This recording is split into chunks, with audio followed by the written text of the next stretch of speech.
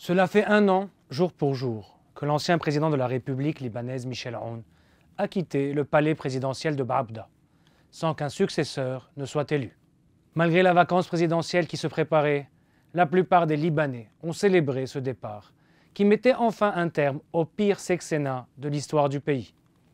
Et depuis, la politique obstructionniste du Hezbollah et ses alliés bloque, encore et toujours, les institutions du pays, au mépris des règles élémentaires de la démocratie. Tous les moyens sont bons pour retarder l'échéance présidentielle. Boycott des séances électorales, refus de convoquer la Chambre sans entente préalable autour d'un candidat, appel au dialogue, etc.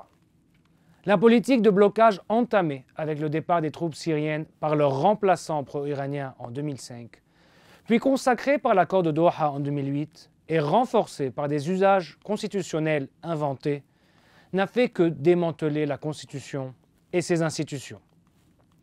12 séances électorales ont eu lieu depuis le 29 septembre 2022, la dernière datant du 14 juin dernier, soit il y a plus de 4 mois, alors que le pays continue de s'enfoncer dans ses crises politiques, économiques et même militaires, que ce soit dans les camps de réfugiés palestiniens ou à la frontière sud du pays.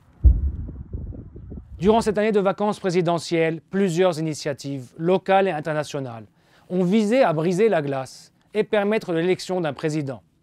Les Français, les Qataris, le groupe international des 5, le patriarcat maronite et d'autres ont lancé des initiatives en vain. L'énergie déployée par le Hezbollah en juin dernier pour décrédibiliser et essayer de neutraliser le vaste ralliement parlementaire autour de la candidature de l'ancien ministre Jihad Azzour montre l'importance de cette échéance pour la formation pro-iranienne. Hassan Nasrallah l'a lui-même dit. Il veut un président qui, je cite, ne le poignarde pas dans le dos et qui soit comme Émile Lahoud ou Michel Aoun. لا نريد رئيس جمهورية يحمي المقاومة والمقاومة في لبنان ليست بحاجة إلى حماية ما نريده رئيس لا يطعن المقاومة في ظهرها ولا يتآمر عليها ولا يبيعها فقط. En d'autres termes, le Hezbollah veut un président qui lui est inféodé pour continuer sa politique de déconstruction de l'État, ce que refusent les différents acteurs souverainistes du pays.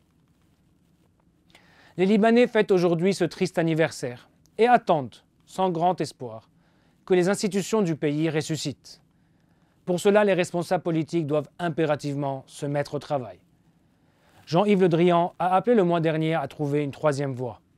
Elle est là, et connue de tous. Il faut juste avoir le courage de l'adopter.